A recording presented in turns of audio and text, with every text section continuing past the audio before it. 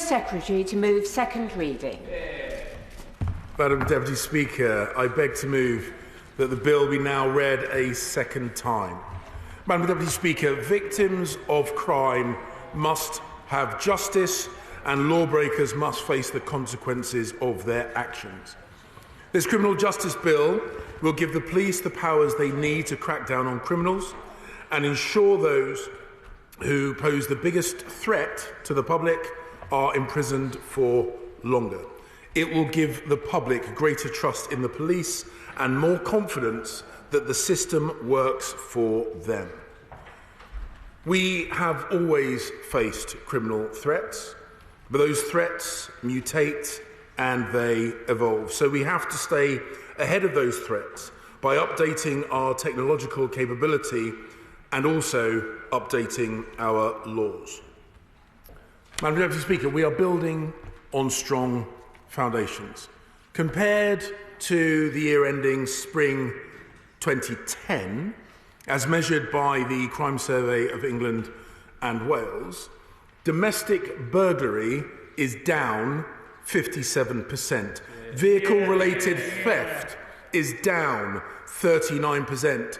And violent crime is down by 52%. Police-recorded homicide is down by 15%. And the number of under-25 NHS admissions for assault by a sharp object is down by 26% in the year ending June 2023 compared with the year ending in December 2019. Let me make some progress. Thank the Home Secretary for giving way. It's so good to see him in the chamber now. Could you tell us what the percentage increase has been in knife crime since 2015? I don't have the figures to hand, but she's made the intervention. Let me make some progress now. If she had the answer, she could have just stood up and said it rather than this rather performative intervention. So I will make some progress. We have also taken the fight to the country lines, drug gangs and antisocial behaviour. Of course, these successes are not the government's alone, but we have enabled the success and we have supported that success with record funding for police, record numbers of police officers in England and Wales, expanding the powers to stop and search and expanding the powers to tackle disruptive protests. And of course, Madam Deputy Speaker, we have also cut the red tape, which means that more of those police officers are out on the beat fighting crime. We are building over 20,000 more prison places and ensuring that offenders face the toughest possible punishment for their crimes. We will never rest, Madam Deputy Speaker, and we will go further still. This criminal justice bill will support the government's zero-tolerance approach to crime by giving the police, the courts and the other criminal justice agencies the powers that they need to make our neighbourhoods even safer still.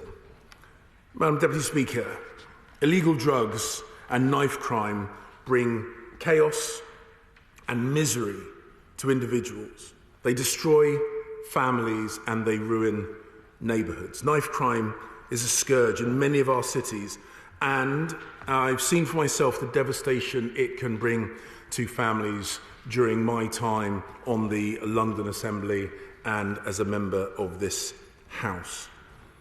Also, any family can be affected by drug misuse. And I send a message to those so-called casual users of recreational drugs that their actions underpin a vicious trade which has a profound and negative human cost. And that is why we are giving the police more powers to seize and destroy bladed articles and to drug test more suspects upon arrest. The bill increases the maximum penalty for selling dangerous weapons to under 18s and creates a new criminal offence for the possession of a bladed article with intent to cause harm. It enables the police to seize, retain and destroy knives held in private when officers are lawfully on private property and have reasonable grounds to suspect the item or items will likely be used in violent crime. The police will also be able to test individuals in police detention for specified Class B and Class C drugs, just as they can already test for specified Class A drugs. This will mean that the police can direct more suspects using illegal drugs into treatment, which will help reduce drug use, help support recovery, and, of course, cut crime. And those who refuse a drug test or fail to attend or stay for the duration of a directed drug assessment may be committing a further offence. I wonder, would the Home Secretary, though, address this, that whilst drug testing makes sense, it's also important that there are the drug treatment facilities, drug and alcohol treatment facilities. Those are still very patchy across the country. I wonder, could he comment on what can be done to improve that? The Honourable Gentleman makes an incredibly important point. Of course, this bill is focused on the crime and criminal justice part of the equation, but he is right that treatment is important, which is why I'm very proud that this government has invested £600 million, an extra £600 million on the very things that he raised, because we realise that as well as having a robust criminal justice action, we also need those treatment facilities. A tough but humane approach to illegal drugs is the only plausible way forward, Madam Deputy Speaker. The House knows that being a victim of any kind of crime is deeply distressing. No crime should be screened out by the police solely because they perceive it to be minor. In August, the police committed to follow all reasonable lines of inquiry for all crime types. This is a hugely welcome development, and it is my job to give those police forces every possible support in that endeavour. And the bill confers additional targeted powers on the police to enter premises without a warrant to seize stolen goods, such as mobile phones, where they have reasonable grounds to believe that there are particular items of stolen property on the premises. GPS location tracking technology, for example, could provide such grounds and gives them the opportunity to address a particularly prevalent crime type. The bill also gives the police greater access to the driver and vehicle licensing authorities' driver records in order to identify criminals. Public confidence in policing is, of course, vital. But it is also vital that officers have confidence in each other and that police leaders can root out those who are unfit to wear the uniform. We want to ensure that the culture of defensiveness and self-interest that sadly we have seen in the aftermath of the terrible incident at Hillsborough or following the killing of Daniel Morgan does not ever happen again. Therefore, the Criminal Justice Bill provides a duty of candour for policing. This follows Bishop James Jones's report, which shone a light on the experience of the incredibly brave families of the Hillsborough victims who have been through a lengthy and terrible ordeal. Of course. I thank the Home Secretary and I welcome him to his position. On the issue of police misconduct, the Home Secretary rightly said that there's a new proposal being brought forward, but you also mentioned in terms of police confidence. Would the public not have more confidence in the police if there was an automatic dismissal for any officer who fails their vetting? Home Secretary. We are taking action to ensure that police officers, both at the start of their careers and through their careers, are held to the appropriately high standards. And on that particular issue, that is something that we are taking forward. But it is part, but not the totality of what needs to be done, which is why we're outlining a number of things through the bill. Through the bill, we will give Chief Constables the right to appeal the outcome or findings of a misconduct panel to the Police Appeals Tribunal. Chief Constables are responsible for upholding standards in their forces, so it is right that they have the statutory route to challenge decisions which they themselves consider unreasonable. Mr. Speaker, someone is not... Madam Deputy Speaker. Apologies. Someone is not safe unless they are safe everywhere. In their homes, at work, in public places, and of course, online. This bill builds on the intimate image sharing offences in the Online Safety Act by introducing new offences addressing the taking and recording of intimate images or films without consent, as well as installing equipment to enable the commission of taking or recording offence. It means we now have a comprehensive and coherent package of offences effective to tackle intimate image abuse, a truly horrible crime which can have a lasting negative effect on the victims. Well, my right honourable friend is aware of that point, and can I thank him and his colleagues for the fantastic work they've done in implementing the Law Commission's review in this area. It really is a testament to the government in having done that. There is, however, Madam Deputy Speaker, one further aspect that some victims of intimate image abuse still face, which is their images are still legally online and not taken down by some website providers. Will he perhaps encourage one of his ministers to meet me to talk about that further, so we could also possibly address that in this bill? I welcome my right honourable friend's intervention. I'm more than happy to ensure that the point that she has just raised is discussed with the department, and we see what we can do to incorporate what she hopes to achieve either through this bill or through guidance to internet service providers and online platforms. This bill also fulfils the government's commitment during the passage of the Online Safety Act to broaden the offence of encouraging or assisting serious self-harm to cover all means, not just communications, by which serious self-harm may be encouraged or assisted. This could include, for example, but not limited to, direct assistance, like giving someone a blade with which to seriously harm themselves. This broader offence will give full effect to the recommendations of the Law Commission in their 2021 Modernising Communications Offences report.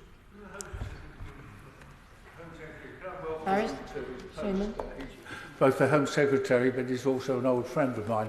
Can I welcome him to the post, and I hope he stays longer in this one than the others. But can I particularly say on that point, having had a tragedy close to my family of a young woman taking her own life, could we get out off the social media these aids and promotion of suicide and showing people how to conduct it? Home Secretary. I mean, the honourable gentleman makes, I think, an incredibly important point. And sadly, far too many people like him have had experience of the implications of this kind of content online. I take the point he's raised very, very seriously. We will look at both legislative measures and non-legislative measures to make sure that we do genuinely everything we can to remove the content which encourages sometimes very vulnerable people into a very, very dark place. This bill creates a new statutory aggravating factor for murders which are connected to the end of a relationship or the victim's intention to end a relationship. Killing in this context is the final controlling act of an abusive partner. And the seriousness of this will now be recognised in law. The bill also adds to the offence of controlling or coercive behaviour to the list of offences which require automatic management of offenders under the statutory multi-agency public protection arrangements. On antisocial behaviour, we recognise it does so much to blight people's lives and undermine the pride and confidence that people rightly have in their local communities. At its worst, it can drastically lower the quality of life for whole neighbourhoods. The government's Antisocial Behaviour Action Plan, published in March, sets out a very strong approach to working with local agencies so that antisocial behaviour is treated with the seriousness and urgency it deserves. The Criminal Justice Bill enhances that with a range of new measures, including enabling the police to make public space protection orders and registered social housing providers to issue a premises closure notice, lowering the minimum age of a person who may be issued with a community protection notice from 16 to 10 years of age, and increasing a maximum amount of a fixed penalty notice from £100 to £500 for breaches of a public space protection order or community protection notice. Madam Deputy Speaker, every public service should be accountable to the public. And we are strengthening the accountability of community safety partnerships and improving the way that they work with police and crime commissioners to tackle crime and antisocial behaviour. For example, the police and crime commissioners will be given the power to make recommendations on the activity of community safety partnerships, who in turn will be duty-bound to consider these recommendations. This proposal follows feedback from various sources that the powers available to the police, to local authorities and to other agencies could be used more consistently. We need every part of the system to work together as one well-oiled machine. Nuisance begging and rough sleeping can, of course, be a form of antisocial behaviour. The former may be very intimidating, and the latter may also cause damage, disruption and harassment to the public. And he'll be aware of the campaign across this House to scrap the Vagrancy Act, which doesn't come into force until these clauses come in. So I'm very pleased to see them. However, looking at the detail, it forms a whole third of the bill. It's enormous. Does he share my concern that by replacing the Vagrancy Act with this level and this strength, that actually we aren't doing what we have said we wanted to do, which is to treat homelessness with compassion, and we are creating a rod for our own back that we just don't need? Home Secretary. Well, we have committed to scrapping the Vagrancy Act, and nobody should or will be criminalised simply for having nowhere to live, which is why we are repealing the outdated Vagrancy Act from 1824. However, we do need to make sure that things like nuisance begging are addressed, because the British public have told us, and we have this in our advice surgeries. I'm sure members from across the House will have people who have told us that they feel these actions are intimidating, and therefore it is right that we respond to their concerns. And she makes the point that, implied in her question, that people end up rough sleeping for a wide variety of reasons, including sometimes because they are themselves the victims of abuse, or they have medical conditions, physical or mental health conditions. And that's why last year we published our strategy to end rough sleeping for good, and have made an unprecedented £2 billion commitment over 3 years to accelerate the efforts to address homelessness at source. Once more, I won't test his patience too much, but I will point out we have been working on this since 2018. when I started this campaign. I've met with countless ministers over the years. Not once did nuisance rough sleeping come up as the issue. Nuisance begging, yes, and there is a debate, and I would happily have it.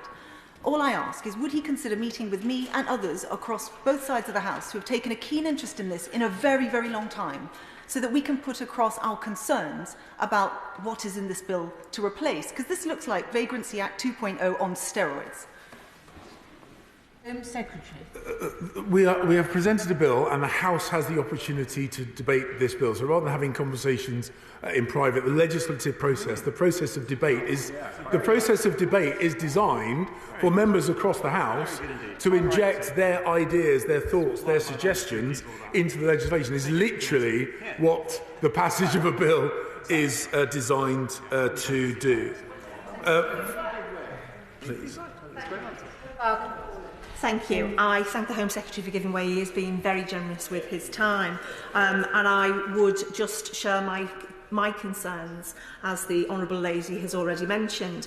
But the bill actually introduces a very wide definition of nuisance rough sleeping, which is incredibly concerning to me, because it will criminalise people who are rough sleeping and in practice result in worse criminalisation of people sleeping rough than under the draconian Vagrancy Act. So can the Home Secretary and the benches opposite give any assurance and clarity over the intentions? Home Secretary. The bill makes clear that any actions that will be taken in response to a continuing refusal to abide by the moving on powers. For example, the moving on powers that the bill provides. So I don't agree with her assessment of how this will play out in practice. But as I say, this is the second reading of the bill. There will be opportunity through the passage of the bill for ideas, thoughts, concerns, potential improvements to be put forward. And I would encourage her and the Honourable Lady to put forward their ideas, because we recognise that this is an important issue. We want to get it right, but we are responding to specific concerns that have been raised. I'll give way to my honourable friend. Now, I'm very grateful to the Home Secretary giving way. I think he's absolutely right that the Vagrancy Act, as it comes to its bicentenary, is ripe for renewal and change. And I think there is an interesting debate to be had, but he's quite right to identify that it is a problem for many of our constituents. The other problem that he knows that I'll be talking on later, of course, is the offence of spiking. And I was listening keenly to what he said, but no doubt he's going to touch on that in a moment or two. My honourable friend has made a very important point about the nature of the need to update a number of provisions, including the Vagrancy Act, and I know he feels very, very strongly, and I'm more than happy to listen to his contributions through the passage of the bill about other opportunities to update and modernise legacy legislation which has served us well, but for a very, very long time, to ensure that it is relevant for the modern world and not necessarily the Victorian or indeed sometimes Georgian era where these were originally drafted. I'm very grateful to my right honourable friend. The issue of proportionality is raised in relation to these matters, and I'm sympathetic to the government's position there. But will perhaps my right honourable friend also accept that there are a number of other areas in the bill, most of which is very good, will need some careful examination. For example, the power to enable entrance without a warrant to premises without a warrant will need to be supported by the evidence base, and perhaps my right honourable friend will also bear in mind that we need to move with some care on the practicalities of transfer to foreign prisons, because although it may be a useful thing to have in the toolbox, the evidence, when it's been used abroad, is very mixed as to how long and significant a difference it can make. Will he perhaps be prepared to engage with the Justice Committee and others on the evidence that we've received around those issues as the bill makes its progress? My long-standing and honourable and learned friend makes a number of points. And, of course, we want to make sure this bill works. When this is enacted, we want to make sure that it improves the lives of people who might be victims of crime, help avoid that victimisation. But of course, we also want to make sure that appropriate checks and balances are in place. I feel confident those are in place, but it's the duty of the Treasury benches to ensure that all members of the House share that confidence. And before I make some further progress, I will give way. I'm very quick. in that spirit, on the basis that this is second reading and there are opportunities for this otherwise good bill to be improved, would my right honourable friend take on board important points to make sure that we get the extension of the identification principle on corporate criminal liability right? We made big progress in the Economic Crime Act. The government's now following through on its intention, but I want to make sure that we get the wording absolutely right. And secondly, I note with enthusiasm the presence in the schedule of restricted cost provisions relating to restraint orders for proceeds of crime. We've long said that uncapped costs are a real deterrent to making robust applications. Would he consider extending those principles to other areas of activity so we can see more applications being made without the fear of being clobbered by costs? Again, my right honourable learned friend makes some very, very important and useful points based on his extensive experience, and of course we listen very, very carefully to the contributions that have been made. With the indulgence of the House, I do intend to make some further progress because I want to make sure that backbench members are able to have time for debate. Madam Deputy Speaker, we need to understand that crime is a business, and indeed it's a big business. And serious organised criminals are relentless, they are adaptable, they are resourceful. And that is why we are banning articles that are used to commit serious crime, including, for example, templates for 3D printed firearms components, pill presses, vehicle concealments and signal jammers that are used in modern vehicle theft. In banning the supply, the adaptation, the manufacture and the import of these articles, as well as their possession, we will target the corrupt individuals who profit from supplying those articles to those involved in serious criminality, whilst keeping just enough distance from the offences being carried out to avoid facing the inevitable consequences of their actions. And we're also strengthening the operation of the serious crime prevention orders. It is absolutely right to make it easier for the police and other law enforcement agencies to place restrictions on offenders or suspect offenders and stop them from participating in further crime. Madam Deputy Speaker, the most prevalent form of crime now is fraud. It costs this country billions annually and is a terrible violation on a personal level. Every member of the House, I have no doubt, will know constituents who have suffered from this type of crime. And the Criminal Justice Bill contains several new measures to tackle fraudsters and the perpetrators of other serious crimes. We are prohibiting the possession and supply of SIM farms that have no legitimate purpose. Law enforcement agencies will have extended powers to suspend domain names and IP addresses used for fraudulent purposes or other serious crimes. And we are also reforming the powers used to strip convicted criminals of the proceeds of crime.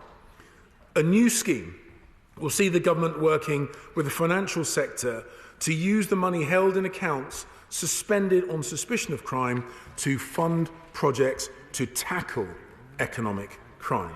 And going beyond economic crime, we are further expanding the identification doctrine so that companies can be held criminally responsible when a senior manager in that company commits a crime.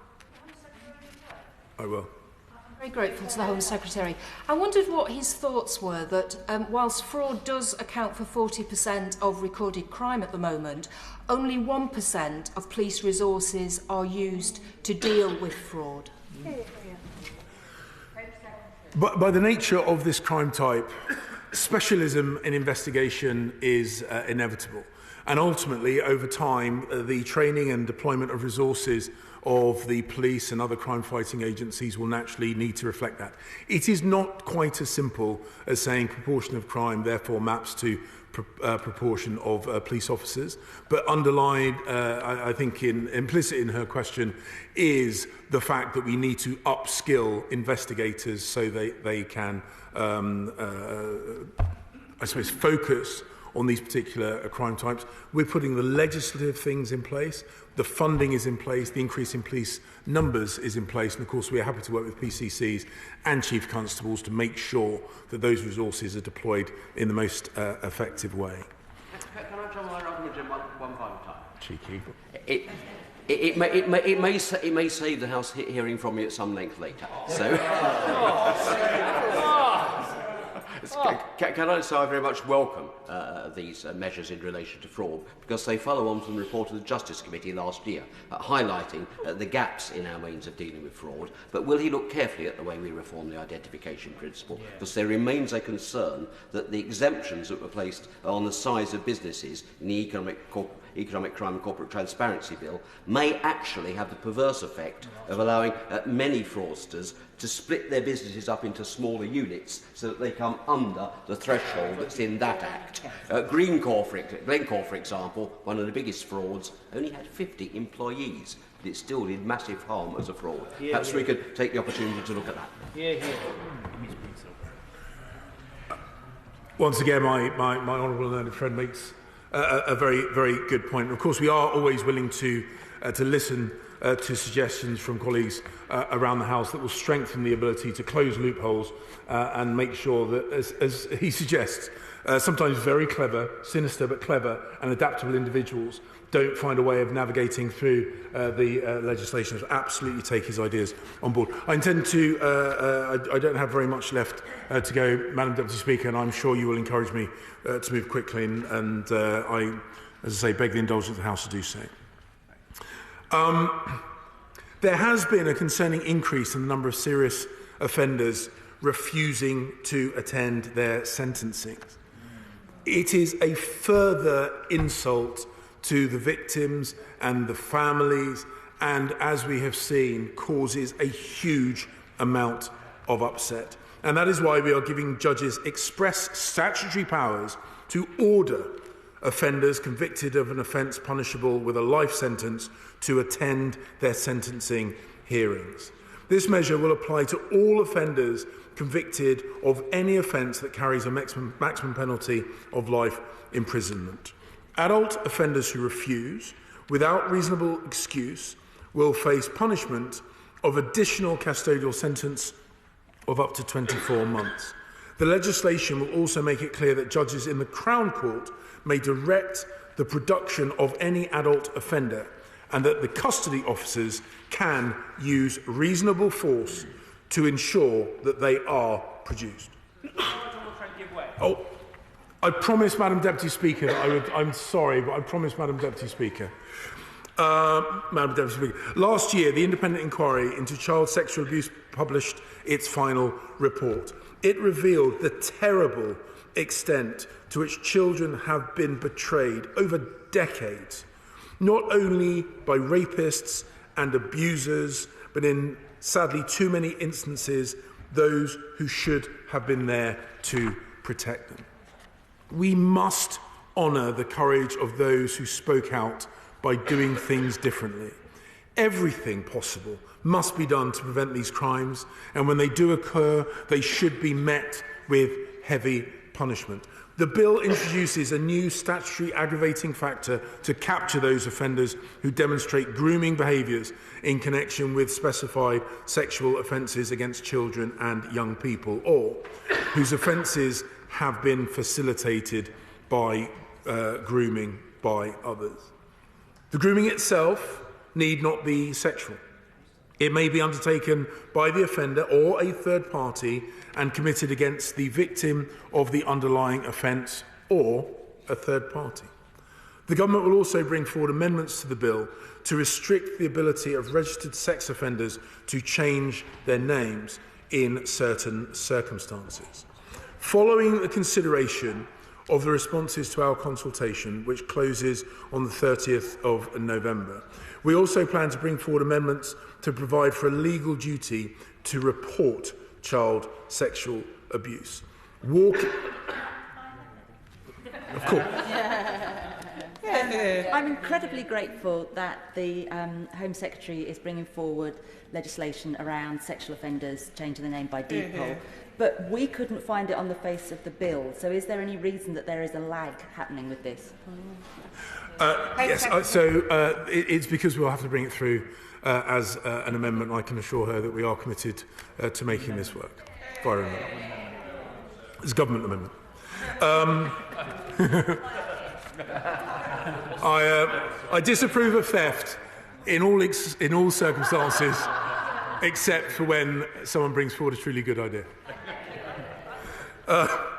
Where was I? Yes, about the duty to report child sexual abuse. Walking by, turning a blind eye, should and must never be an option. The bill also enables polygraph testing to be extended to more serious sexual and terrorism-linked offences. This includes convicted murderers who are assessed as posing a risk of sexual offending upon release. It also ensures that those serving multiple sentences alongside a sentence for a sex offence can be tested for the whole of their licence periods. It further applies to individuals convicted of non-terrorism offences who would have been determined by the court to have a terrorism connection if this option had been available at the time of sentencing. Madam Deputy Speaker, the Government has a programme to build 20,000 new prison places, the biggest prison building programme since the Victorian era. Prison demand is likely to increase over the medium term as we continue to empower police forces and the courts to drive down crime and punish offenders. In order temporarily to increase prison capacity, the bill will introduce domestic powers to transfer prisoners to rented prison spaces overseas, subject to future agreements with other countries. Norway and Belgium have successfully rented prison places from the Netherlands in the past, and the bill will also extend the remit of His Majesty's Inspector of Prisons to include any rental prison places abroad. Madam Deputy Speaker, the Criminal Justice Bill will give police greater powers, it will give the public greater confidence, and it will give the courts greater ability to punish offenders and protect the law-abiding majority. I invite the whole House to get behind it. I beg to move. The question is that